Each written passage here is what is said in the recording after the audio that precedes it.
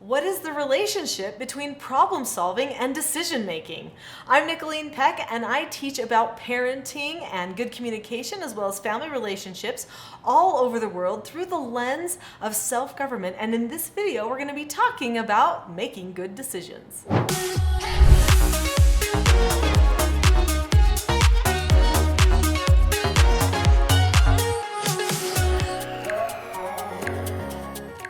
How much does problem-solving ability factor into good decision-making? That is what people want to know. So in this video, we're going to talk about problem-solving, how people solve their problems, and how that affects their ability to make decisions, and then share with you some strategies that you can use to better solve problems yourself and help some of the people in your life learn better problem-solving skills too. For years, I did treatment foster care for troubled teens. They were all between the ages of 12 and 18. I also raised 4 children of my own, so I've raised many children, and all people need to learn problem-solving strategies at one point or another. Now, normally, we naturally learn how to solve problems from the people around us. So if you're wondering why you keep making the same mistakes your parents made when you never wanted to make those same mistakes, well, it's because you learned how to solve problems the way they learned how to solve problems. The only way to change that history of problem solving repeating itself is by learning a new method of solving problems. So when I took in treatment children into my home to do therapeutic treatment care for them, and they all had some differences in their processing abilities. So not all of them were neurotypical, for instance, and there were many different events and trauma experiences that they had been through that had also impacted the way that they were able to solve problems. I knew I had my work cut out for me. So I knew that I needed to help them learn a way of solving problems that they could rely upon for the rest of their lives. Now, obviously, I was going to set the best example I could, but I knew that if I could break it down for them into a system of problem solving, that they would be even more successful. Sometimes it's difficult making decisions, especially if it's a new decision that we're faced with. What school do we choose to attend? Or what car is going to be best for us to buy? What do we do about maybe our weight problem or some other thing that we're trying to solve this problem? Should I eat this or this? Should I do this exercise for my body or this exercise for my body? Should I pursue this career or this career? There's so many different decisions that we are constantly faced with. And if we've never made that decision before, it's tempting to just not do anything. In fact, there are many people who don't want to make a decision because they're so afraid of it being the wrong decision. Now, when a person is a healthy decision maker, they also know that sometimes they might make a wrong decision and have to course correct.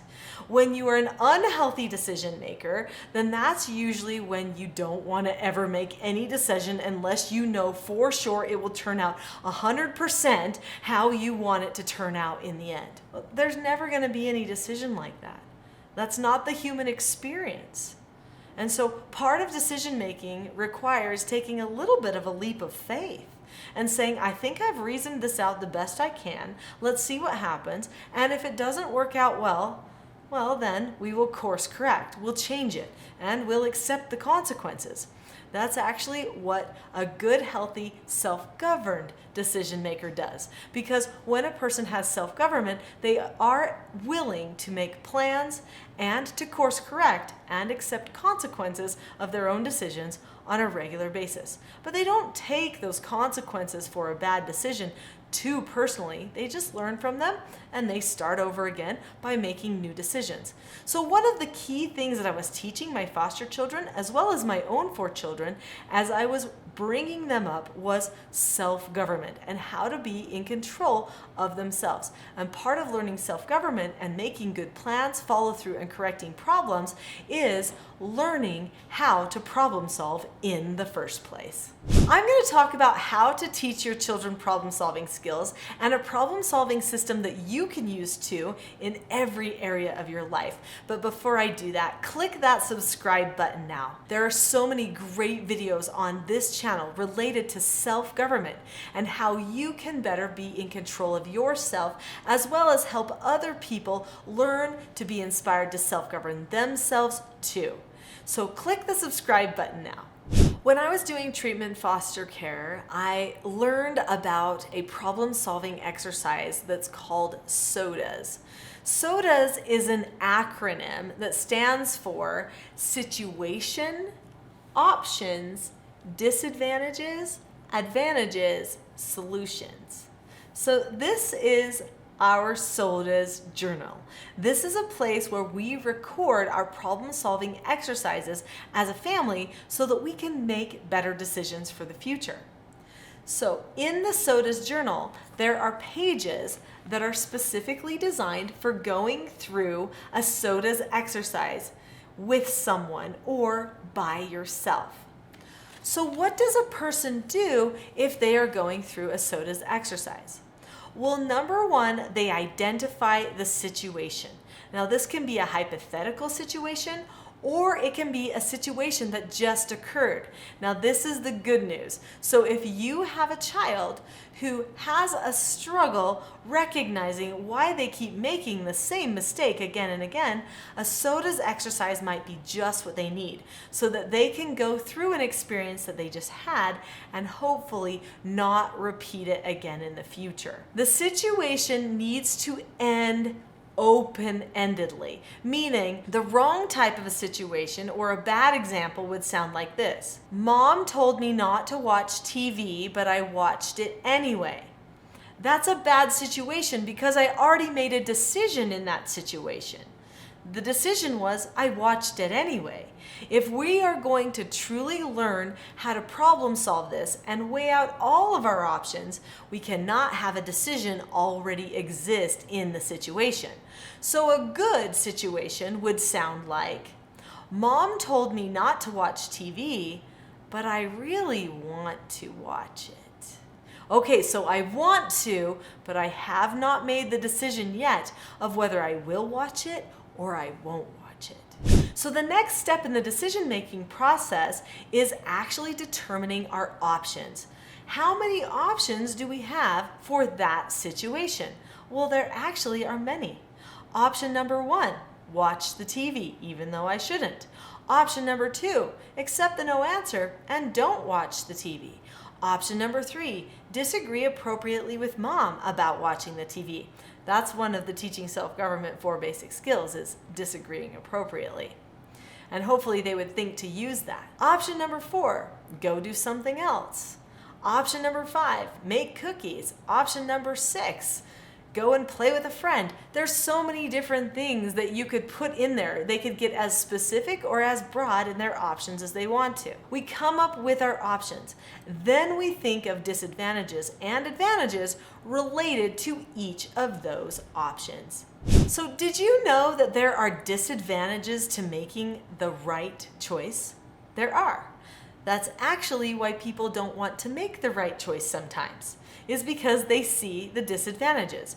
So let's look at the right choice of not watching the TV. So accepting that no answer from mom. What are the disadvantages to not watching the TV? Well, I don't get to see my show. I might not have anything to talk to my friends about the next day at school. I might be bored. There's a lot of disadvantages that I could think of. What are the disadvantages to making the wrong choice, like watching the TV anyway? Now, mom could probably think of those disadvantages pretty easily, but the child probably did not think of the disadvantages easily. Otherwise, they would have picked not to watch the TV in the first place. What are those disadvantages? Maybe if I choose to watch the TV anyway, I might feel bad because I know I'm picking the wrong thing. Or maybe I won't like the show that I watched anyway. Or I might feel lazy because I'm wasting time. Or maybe mom will find out. Maybe I'll earn a negative consequence. Maybe I'll lose a privilege for the future of watching TV. There could be all kinds of things that could happen, right? What about disagreeing appropriately? Is there a disadvantage for trying to disagree appropriately with someone? Well, yeah, maybe the person won't care about your disagreement and you still won't get your way. And it will take more time to do a disagree appropriately. Some people don't like to take the time. And maybe it will show you that disagreeing appropriately works to get your way, and you really don't want to acknowledge that disagreeing appropriately works. That's something that a person with oppositional defiance might think. So what about advantages? What are the advantages? Well, you go through a similar scenario. There are advantages, obviously, to choosing not to watch the TV, but does the child actually acknowledge what those are? Do they recognize that mom will praise them? Wait a minute. Is mom praising them for them choosing to do the right thing and not watching the TV and accepting that no answer? Well, if not, they may not recognize the benefits. Another one of the advantages might be that they get the opportunity to work on some other activity that they might find fun, or to go be outside and they might like that better. But do they really recognize that there is a sunny side to not getting your way? Well, you might need to talk that out with a person. Also, what about the advantages to choosing the wrong thing, such as choosing to watch the TV anyway? Well, that's what they're focusing on, the advantages. Then they'll be able to see their show, have something to talk to their friends about, and not be bored, right?